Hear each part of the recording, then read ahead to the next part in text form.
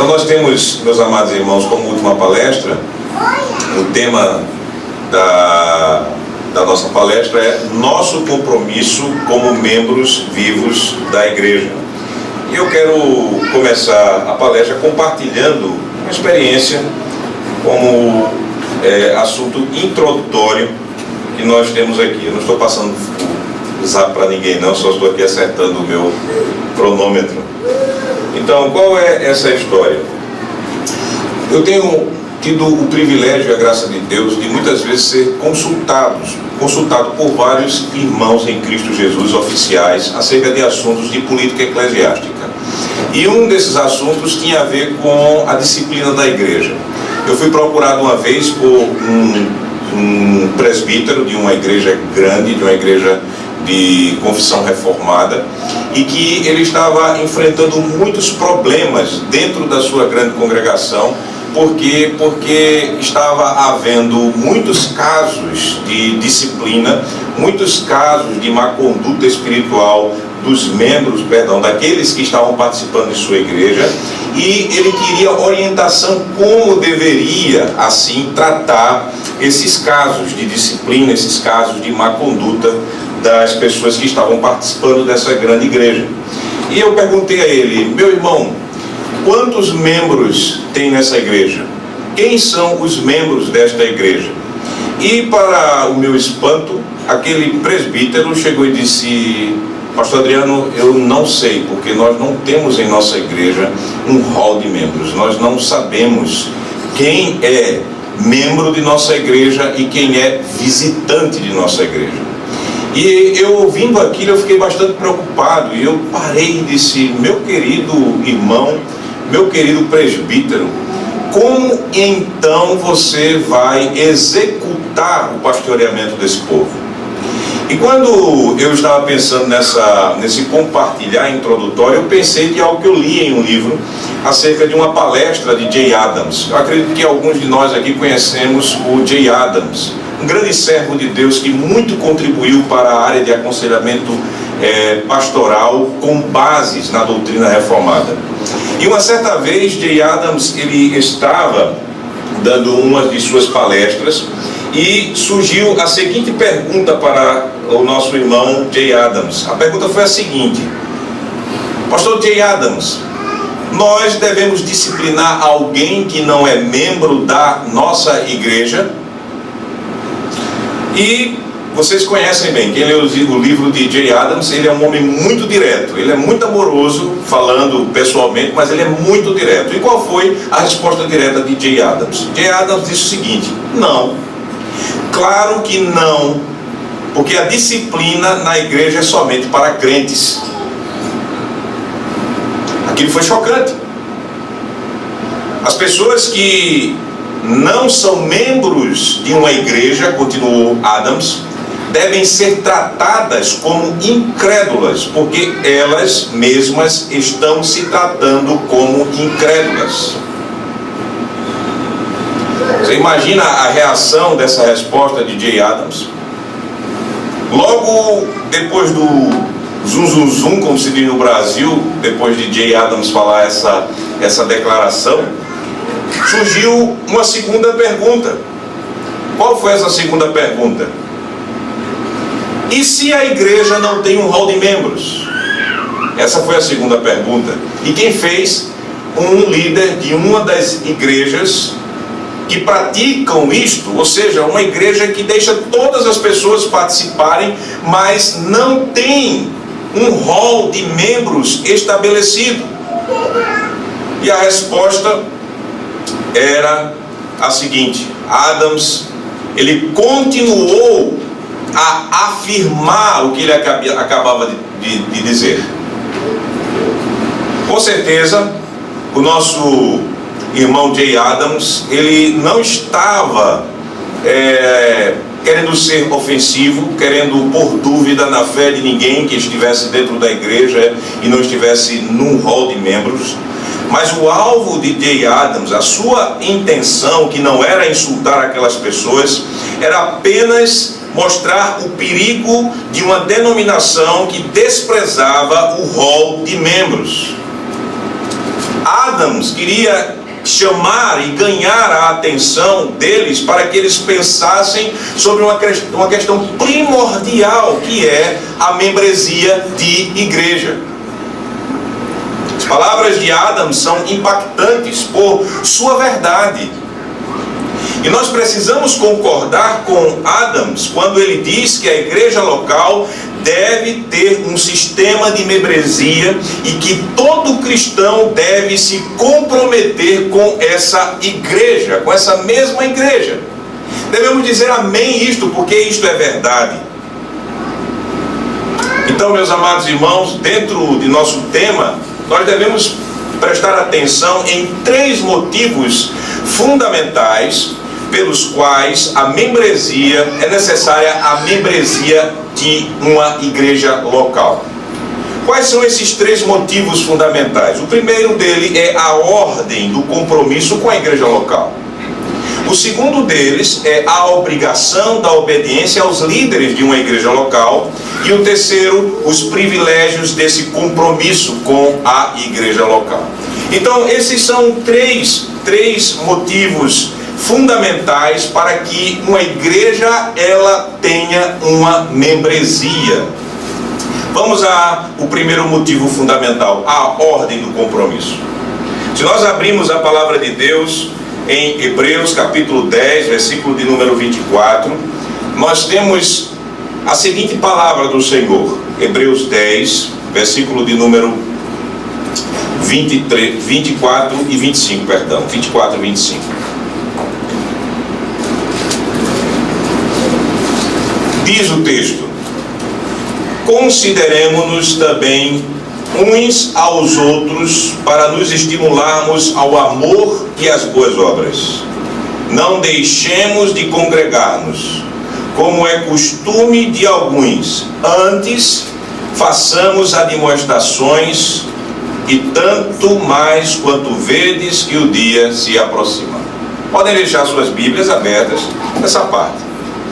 Se você prestou bem atenção, a escritura que nós acabamos de ler, ela não nos ordena a ficarmos isolados e satisfeitos com nós mesmos. Mas nós temos um mandamento, uma ordem do Senhor clara, para que todo crente deva se envolver profundamente na vida de outros crentes.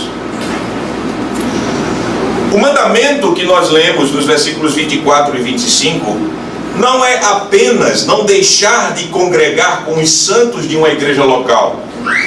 Isso era algo muito necessário para ser ouvido pelos crentes que estavam vindo do judaísmo. Por quê? Porque eles estavam sendo pressionados de diversas formas e de diversas maneiras. Eles estavam sendo pressionados por seus parentes judeus. Os parentes estavam dizendo: olha, você está abandonando a religião de Deus, você está abandonando a religião dos seus pais, você está abandonando a aliança e partindo para participar de uma seita, de seguidores de um homem, de um marginal, que foi crucificado pelos ímpios. Esse marginal crucificado, quem era? Jesus. Veja o culto desta seita que vocês estão fazendo parte. Ele não tem o templo que o Senhor entregou ao seu povo e revelou. Ele não tem um culto cheio de pompa, cheio de sacramentos tão impressionantes. Ele não tem a indumentária e nem o sumo sacerdote. Veja, vocês estão participando de uma seita com um culto inexpressivo, vazio, e que não há nenhum sacramento e sinal que nos impressione. E aí aqueles crentes estavam sendo tentados aqui a abandonarem a confissão de Jesus Cristo.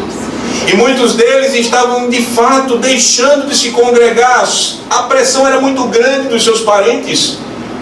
E não somente isso, os seus pastores haviam sido de fato perseguidos, lançados à prisão e até mortos.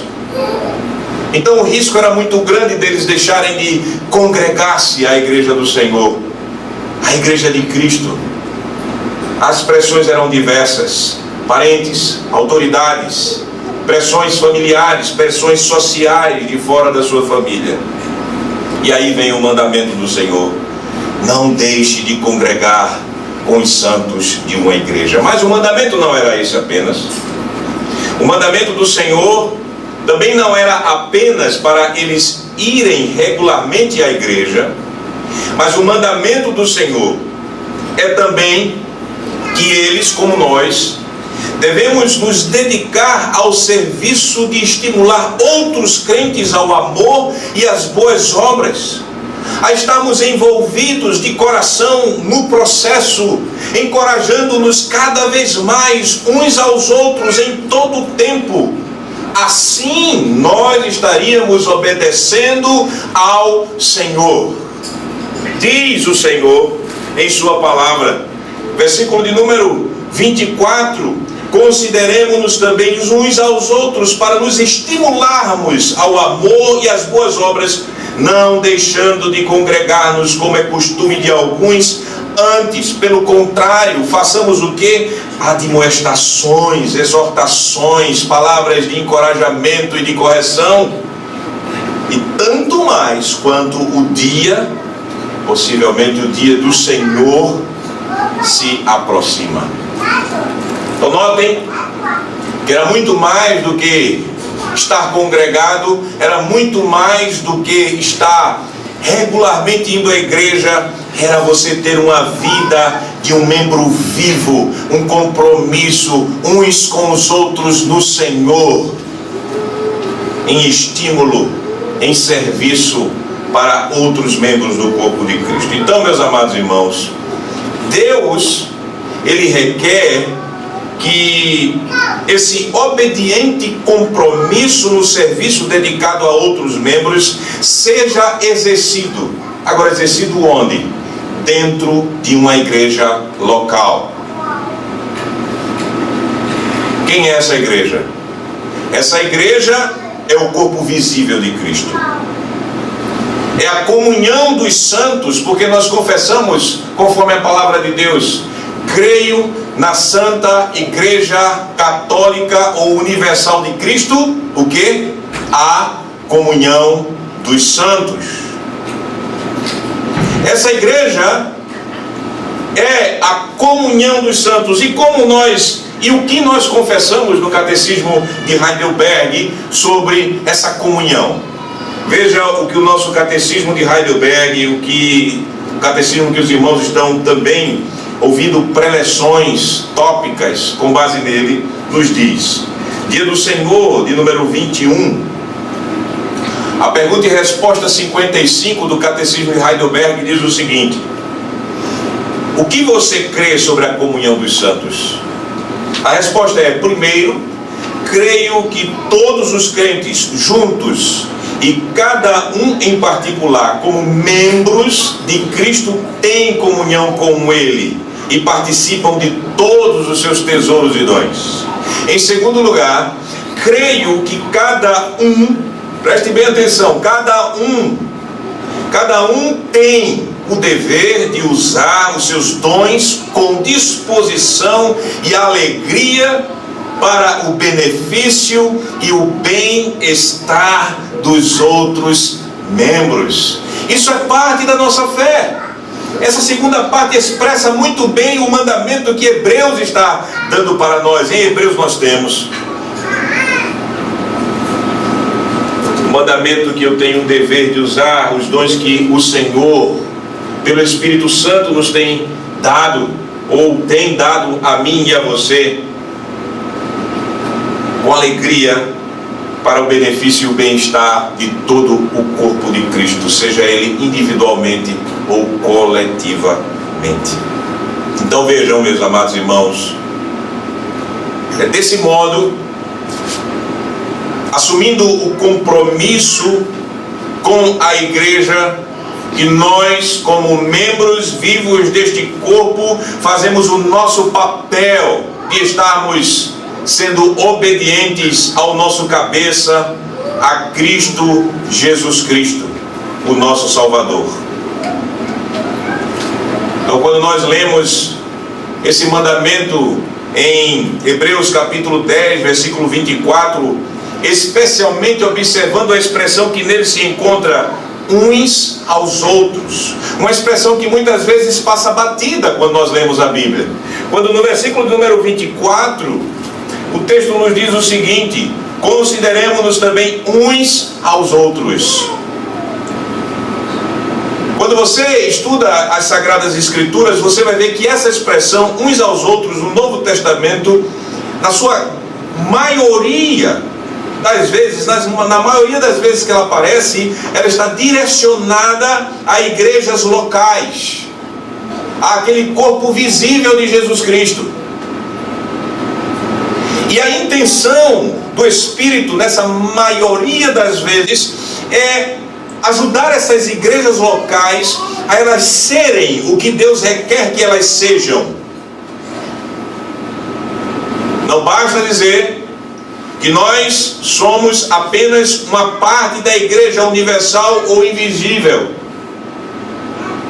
Ou seja, todos os que creem no mundo todo, independentemente da filiação denominacional, não apenas dizer isso, não dizer somente isso não é suficiente.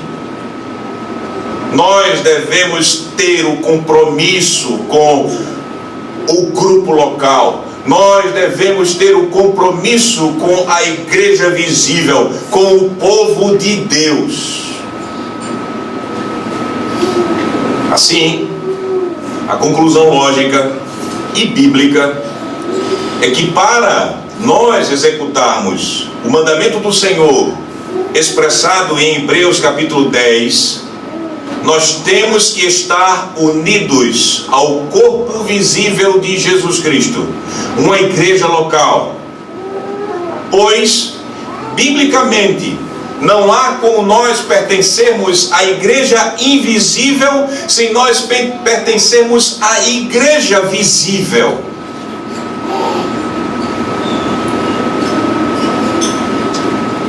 Esta igreja visível, que é a manifestação real da invisível. Veja o que, por exemplo, nós podemos ver como base dessa afirmação em Atos, no capítulo 2, versículo de número 47. Notem que nós não podemos enfatizar tanto a igreja invisível ou a igreja visível de forma que separemos essas duas realidades de uma mesma igreja. Porque na Bíblia não há essa ênfase. Veja que, pelo contrário, a Bíblia ela está olhando para a igreja como um todo, em todo o seu aspecto. Atos capítulo 2, versículo de número 47, o texto nos diz: louvando a Deus e contando com a simpatia de todo o povo, enquanto isso acrescentava-lhes o Senhor dia a dia os que iam sendo o quê? Salvos. Veja que não há uma distinção na mente do Espírito Santo que inspirou Lucas aqui para que ficasse falando de igreja invisível e igreja visível, colocando essas duas coisas como inimigas umas das outras. Pelo contrário, Deus estava acrescentando à igreja que ali estava em Jerusalém um número, acrescentando aqueles que iam sendo salvos. Então, desta forma, meus amados irmãos, nós podemos ter essa conclusão lógica, que para obedecermos esse mandamento de Hebreus 10, nós devemos estar compromissados como membros de uma igreja visível e verdadeira igreja de Cristo aqui na terra. Isso é a base bíblica, e por ser bíblica nós temos uma expressão de fé no artigo, Confissão Belga, artigo de número 28, quando nós, de modo bíblico, confessamos o dever, o nosso dever de juntar-se à igreja de Jesus, onde ela se manifesta.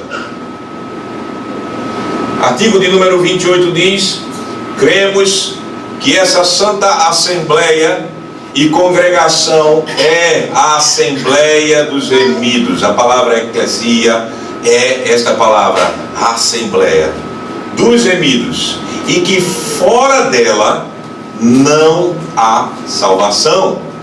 Fora desta igreja não há salvação. Por isso ninguém, seja qual for a sua posição ou reputação, deve se retirar dela e contentar-se com sua própria pessoa. Todos, porém, são obrigados a se juntar e a se unir a ela, conservando a unidade da igreja. Devem se submeter à sua instrução e disciplina, curvar suas cabeças sob o jugo de Jesus Cristo e servir à edificação dos irmãos, conforme os talentos que Deus lhes concedeu como membros do mesmo corpo. Amém. Isso é verdade da palavra que a igreja ecoa nesta confissão, artigo de número 28. Base confessional. Então, pela Bíblia, nós podemos dizer que há uma ordem do Senhor, a ordem do compromisso com a igreja local.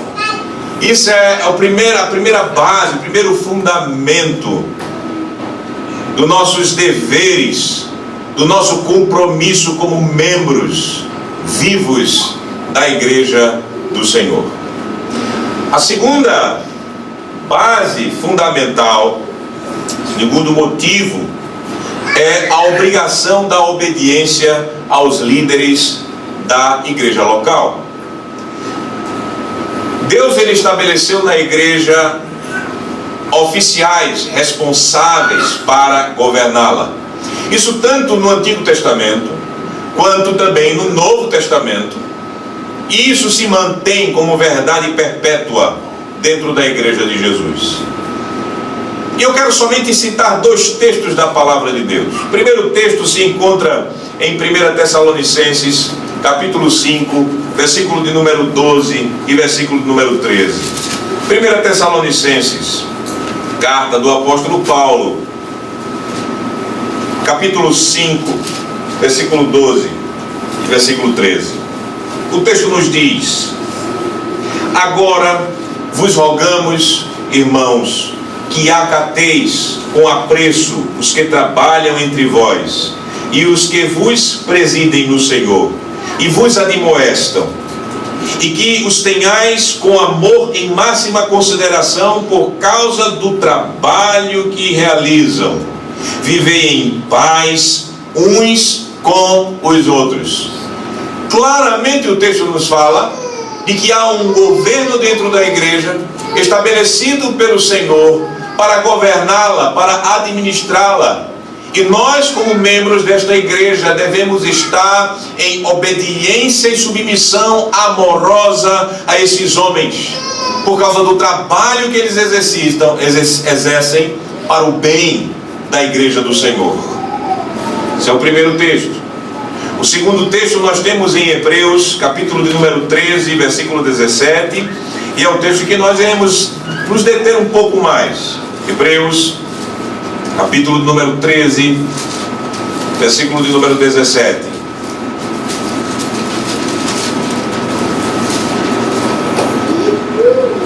O Senhor, ele nos diz, o Senhor Espírito Santo: obedecei aos vossos guias e sede submissos para com eles, pois velam por vossa alma, como quem deve prestar contas, para que façam isto com alegria e não gemendo, porque isto não aproveita a vós outros.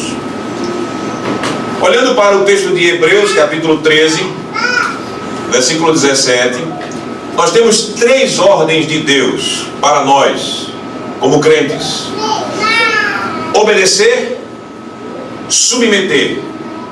E a terceira ordem é ajudar os nossos líderes a cuidar de nossa alma com alegria e não gemendo.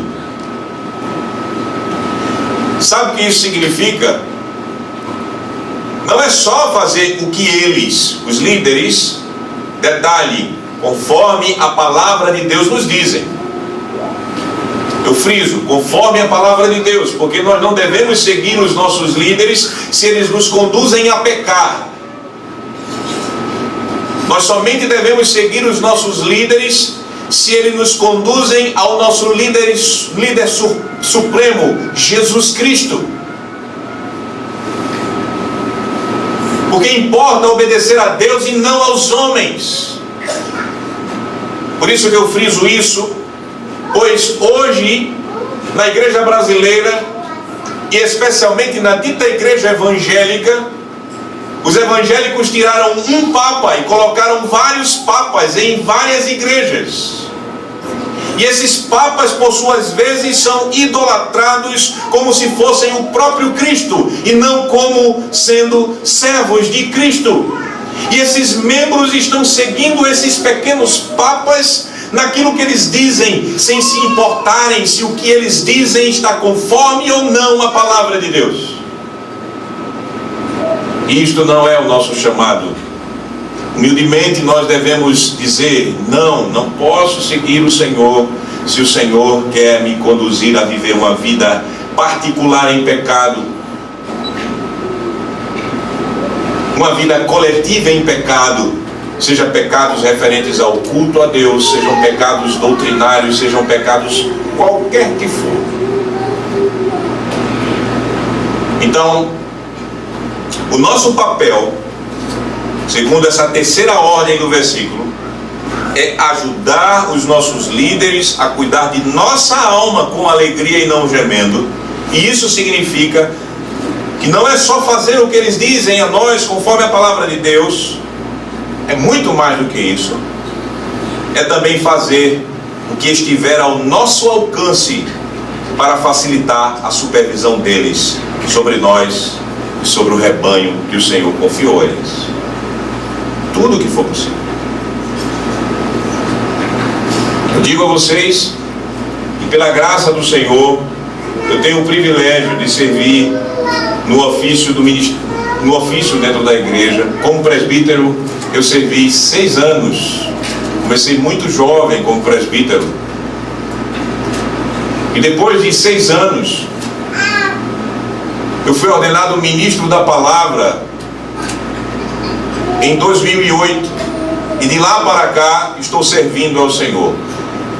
E se vocês pararem para viver um pouco a vida do ofício, vocês verão o quanto crentes fiéis e que se esforçam a cumprirem seus deveres bíblicos, como esses crentes, eles ajudam o trabalho pastoral.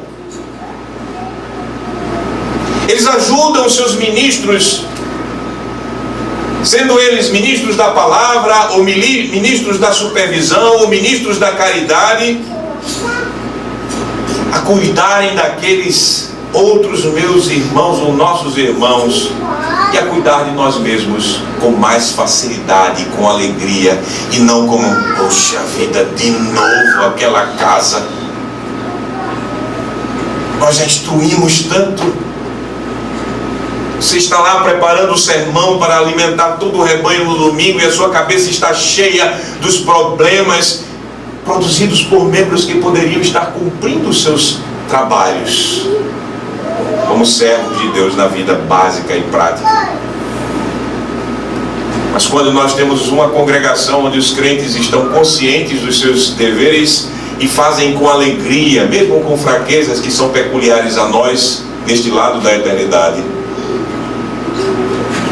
nossos pastores são tão estimulados a trabalhar com tanta alegria e com menos peso no trabalho de supervisão.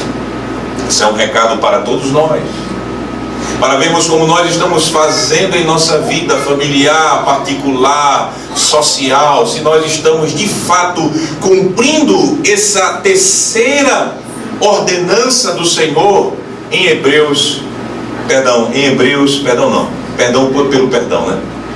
capítulo 13, versículo 17. Então a pergunta é, nesse momento: se você ama ao Senhor, você deseja ser fiel ao Senhor,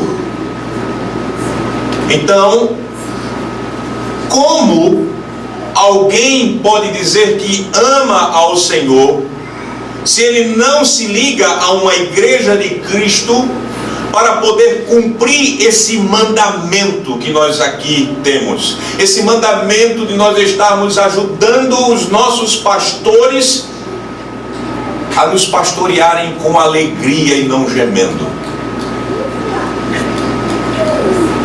É uma boa pergunta a quem se diz crente e se mantém desigrejado. Eu acho que você tem conhecido pessoas assim.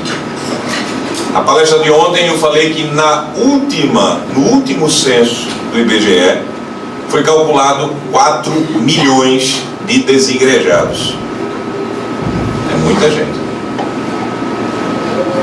Então, se você quer ajudar essa pessoa que talvez até seja sincera, esteja decepcionada, esteja ferida, e que por causa disso se desligou da igreja visível que ela fazia parte, e até mesmo talvez de uma verdadeira igreja de Jesus, pergunte a ele: como você cumpre esse mandamento do Espírito Santo? Onde estão os homens ordenados que pastoreiam você? Como você tem cumprido Hebreus 13, 17? Não tem como desigrejados cumprir esse mandamento. Porque não existe essa igreja desigreja.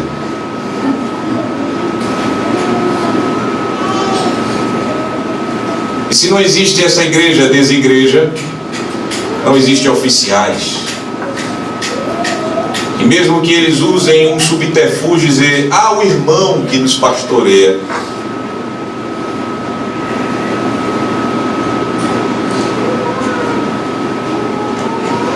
Quem não tem ofício, pela Bíblia, não tem autoridade para pastorear.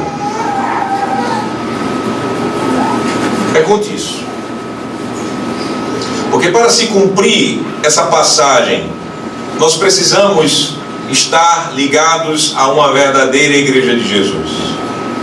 E quando, pela graça de Deus, cumprimos o nosso compromisso de obediência aos bons e bíblicos mandamentos de nossos pastores, então alegramos quem? Alegramos o nosso supremo pastor e bispo. E quem é este supremo e pastor e bispo? É Cristo Jesus. E nós contribuímos de modo efetivo para que o trabalho de supervisão dos oficiais sobre o rebanho que Cristo confiou a eles seja inquestionavelmente facilitado.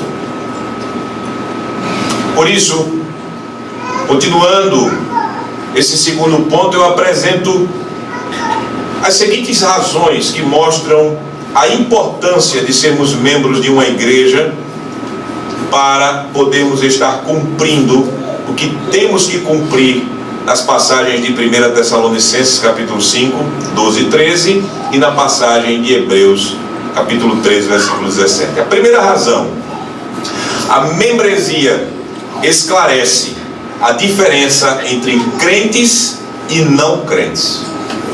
Lembre-se de J. Adams, essa discussão sobre J. Adams. Ele disse: não devemos disciplinar pessoas que não fazem parte da membresia da igreja, porque nós não devemos disciplinar descrentes. É sério, é pesado, mas é verdade. Como é que eu sei que uma pessoa é crente? Somente pela confissão? Não. Eu só posso considerar uma pessoa crente se ela estiver ligada a Jesus Cristo mediante a fé, sim, mas participando do corpo de Cristo, que é a sua igreja, porque Ele nos enxerta num corpo, não só no corpo invisível dele, mas no seu corpo visível, pois é esse corpo visível que manifesta o invisível, o Cristo.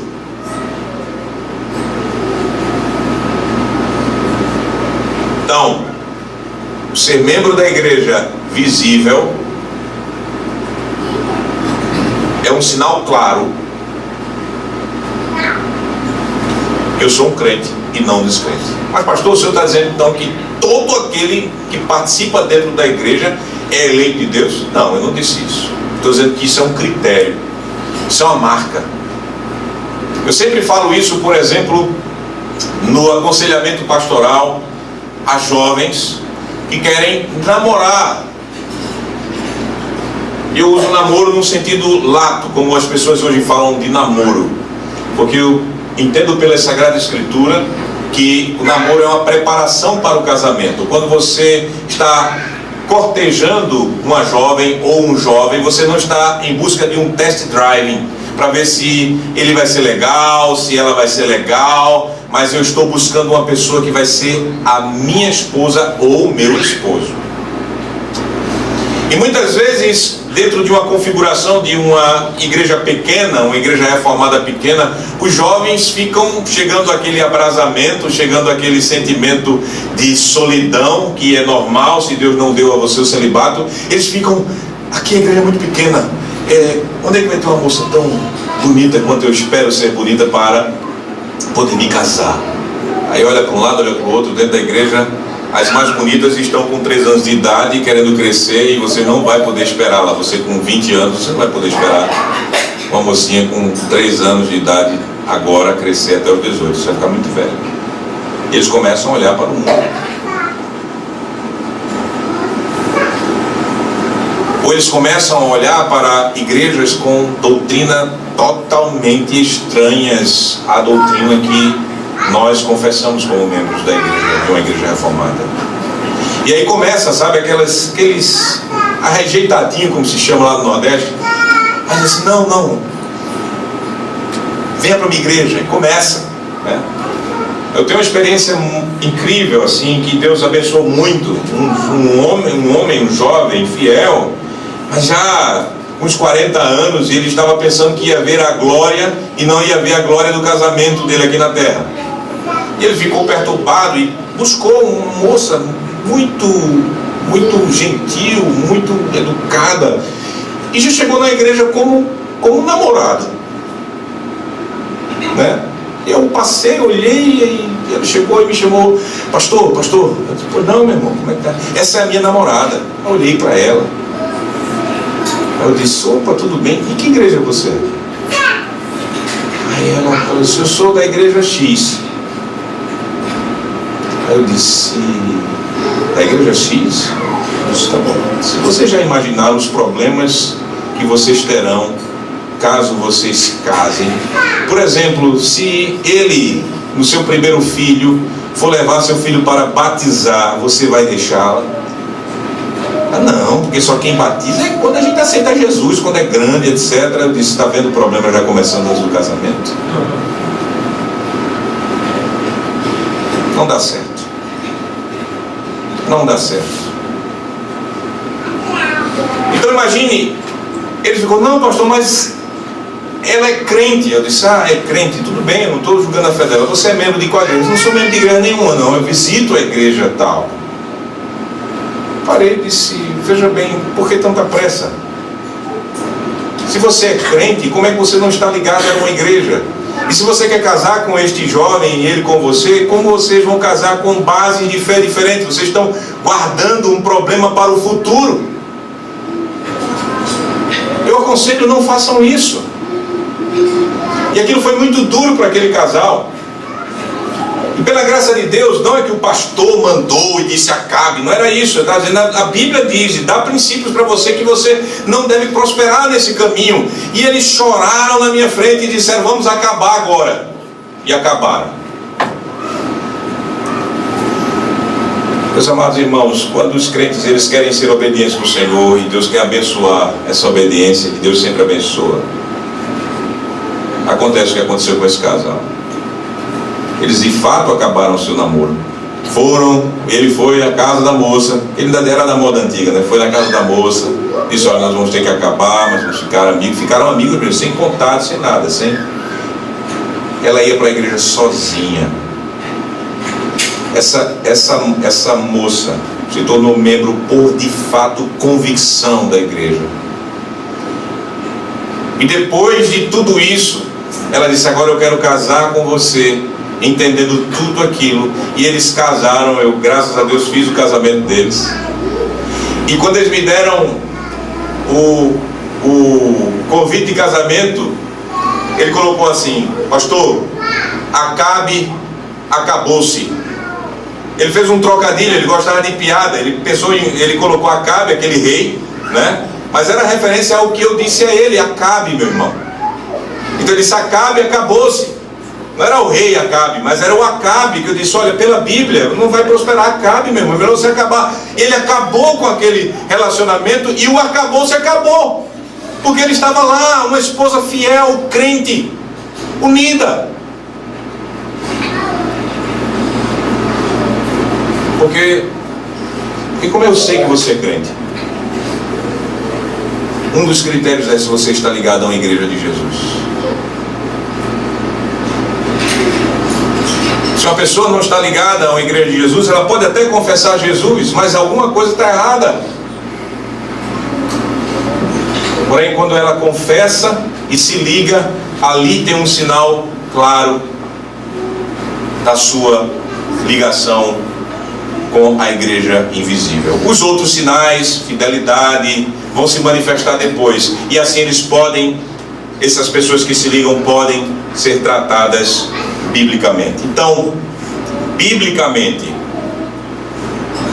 o fato e o critério incontestável é que nós devemos estar ligados a uma igreja de Jesus para manifestarmos que estamos ligados ao reino de Deus. Não é à toa que Jesus Cristo, em Mateus capítulo 18, versículo número 15 a 17, ele deu regras claras sobre a disciplina, e ele deixou muito claro que uma pessoa que não se submete à instrução bíblica vinda da igreja, ela deve ser cortada do reino de Deus. E quando é que ocorre esse corte?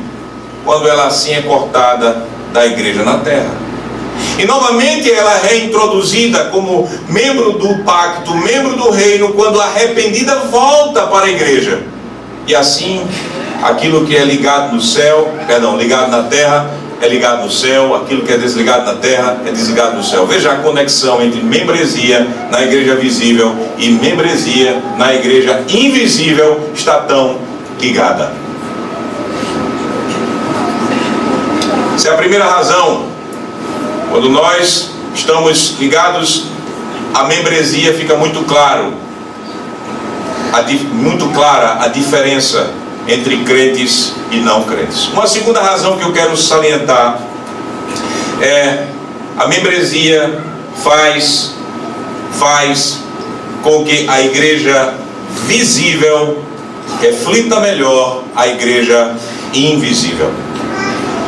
Abraham Kuyper, ele disse o seguinte, abre aspas: a igreja visível é gloriosa à medida que se pareça com a igreja invisível.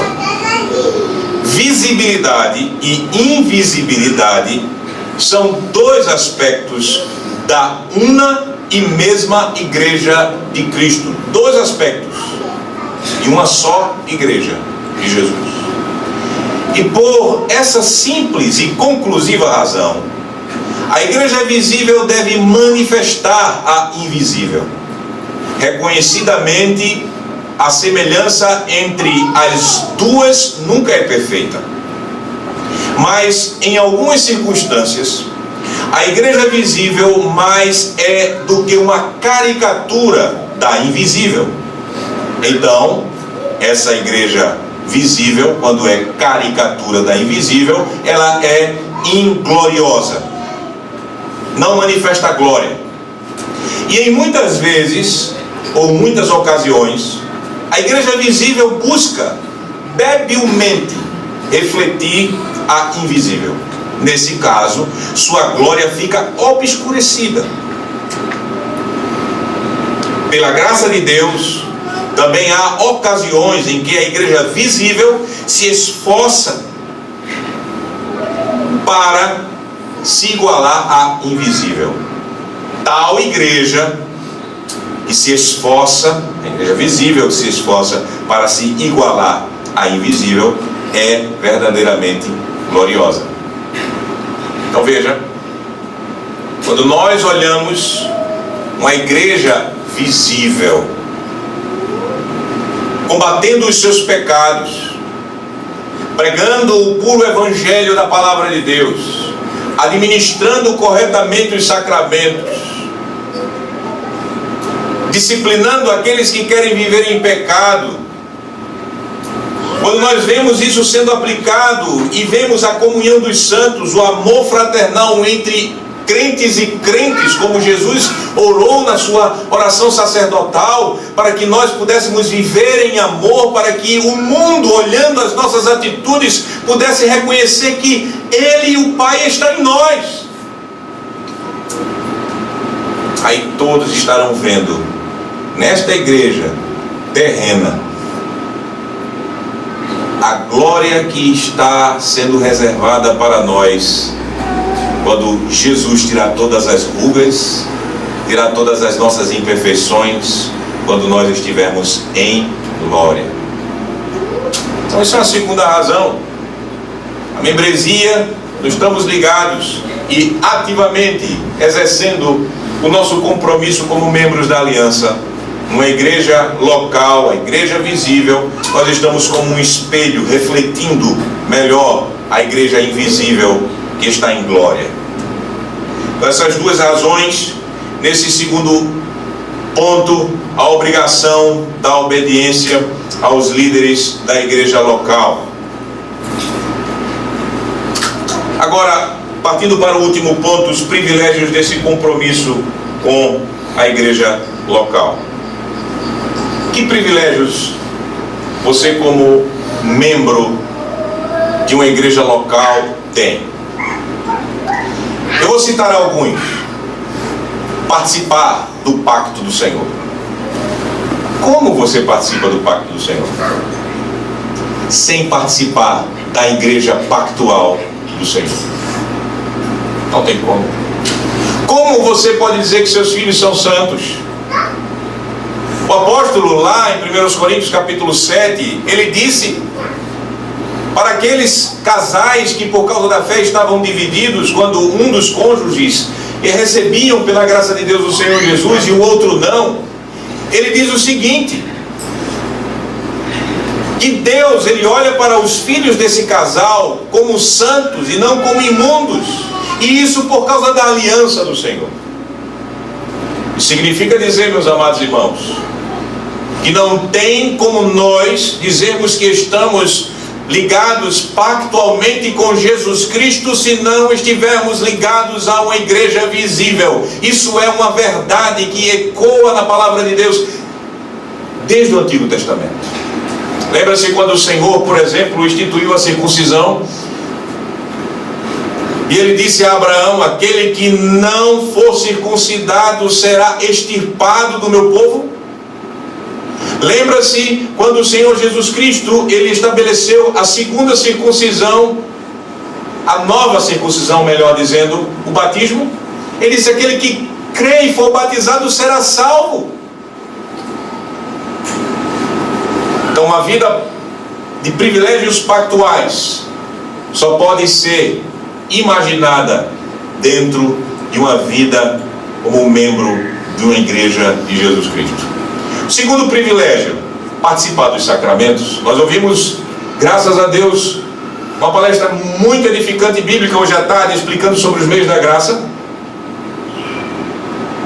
E pela palavra de Deus, o privilégio de participar dos sacramentos, seja ele batismo ou seja Santa Ceia, é para membros de uma igreja. Nós sabemos muito bem que existe uma prática no Brasil e até fora do Brasil, mas muito fora do Brasil, de que há igrejas que têm uma ceia aberta. Ela somente declara para aquelas pessoas que estão participando do seu culto, olha, essa mesa é do Senhor, e se você é membro de uma igreja evangélica, e veja o adjetivo evangélico hoje não diz nada, venha participar, está aberta para você. Meus amados irmãos, isso é um mal ao sacramento da Santa Ceia. Isso não faz parte da Bíblia, isso não faz parte, muito menos da tradição reformada. A ceia não é para todo mundo. A ceia é para os membros de uma igreja local, e todos os mandamentos que nós encontramos nas Escrituras se dirigem a uma igreja local, em Corinto especialmente. O sacramento não é para todos. Batismo só pode ser exercido para crentes e seus filhos. Isso é o pacto. A mesa do Senhor é para aqueles que são do Senhor e que estão vivendo em plena comunhão com o Senhor. Outro privilégio, participar dos ofícios e assim ser cooperador de Cristo na obra de aperfeiçoar a igreja dele e anunciar o Evangelho aos perdidos. Você já imaginou alguém ser pastor sem ser membro de uma igreja visível? Você já imaginou alguém ser presbítero sem ser membro de uma igreja visível ou diácono? Onde na Bíblia tem escrito isso? Não existe. Mas quando você está dentro de uma igreja e membro de uma igreja, esse privilégio se abre para você, se você cumpre os pré-requisitos de 1 Timóteo capítulo 3 e Tito capítulo 1. E assim a igreja pode eleger você. E assim você pode ser ordenado aos ofícios. E desta forma, como o Senhor fala em Efésios capítulo 4, ser usado pelo Espírito de Jesus Cristo para aperfeiçoar os santos. E se você estiver trabalhando no ministério da palavra, ser um embaixador de Jesus, para que Jesus, por seu intermédio, esteja chamando outros à salvação. Outro privilégio de ser cuidado pelo Senhor através do pastoreamento. Nós devemos deixar muito claro, meus amados irmãos. Eu sei que hoje em dia é muito vulgar as pessoas chamarem todo mundo de pastor, até quem não é ordenado. Pastor fulano, pastor